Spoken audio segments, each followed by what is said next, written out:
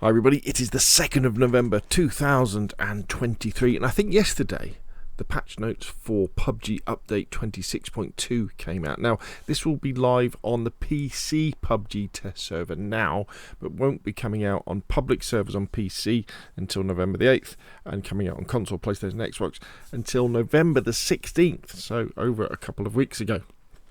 So let's dive in and see what the changes are. Well, there's been some pretty drastic changes to the AUG. They're not very happy with the AUG being the dominant weapon. So they've increased its horizontal recoil by 4% and its vertical recoil by 10%. And also reduced the amount that the recoil is reduced when you're crouching. So there's going to be a lot more recoil overall for the AUG. The Dragunov gets an RPM increase and also gets better recoil recovery, so it will kind of settle down a lot faster. So this is kind of follows the PUBG devs continuing adventure, if you like, to kind of level out the different guns that people use. It's almost like they don't like a meta. Because you're always going to end up with the best gun, aren't you? That's good in lots of situations, and I guess the AUG is that. And they say no, we need some of the other weapons to have a go, like the 7.62 and the 4.16, the M16, and all that sort of stuff. So anyway, now probably this is very interesting as well. So gameplay wise, now throughout the entire length of the match, the aeroplane's flight path will be shown. Now you can toggle this on and off. But this is very, very good, especially if you're trying to do, say, one of my strats, D23C or D23E, where the idea is that you fly as far away as you can from the flight path so you can loot in peace, and then you come in normally on the quiet side of the flight path.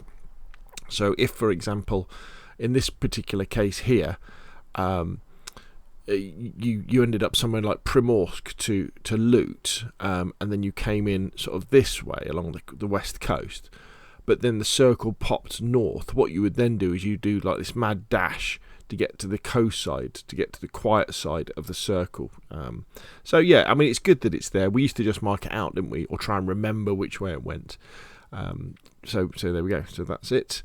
Now in the arcade mode, we now have a new team deathmatch map, Pillar Compound. Don't play much TDM in PUBG. It's something I want to play more of though, because my close quarters combat is absolutely rubbish.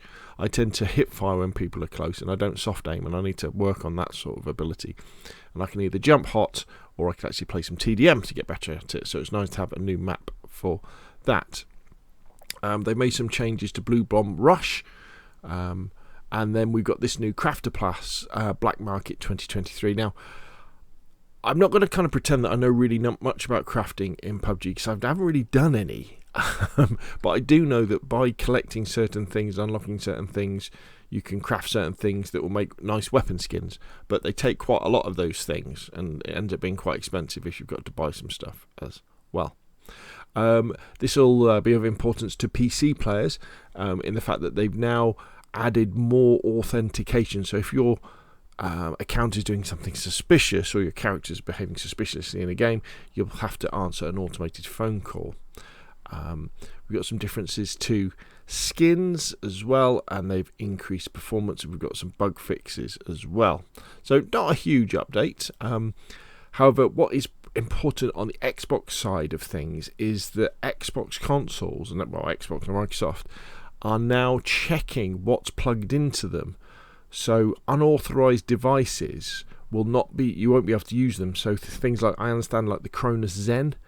So these are devices that allow you to use a mouse and keyboard in games that don't allow mouse and keyboards. I think that's what Cronus Zen is. And certain other unofficial controllers as well that maybe have got auto fire and have got macros on them as well. Now, of course, PUBG has crossplay. So I guess PlayStation users will still be able to use them. But, you know, it's a step in the right direction. There have been, and I have seen videos of cheaters on PlayStation as well. There's something to do with jailbroken PlayStation 4s where people are using camera hacks, and they're using vehicle hacks actually in-game.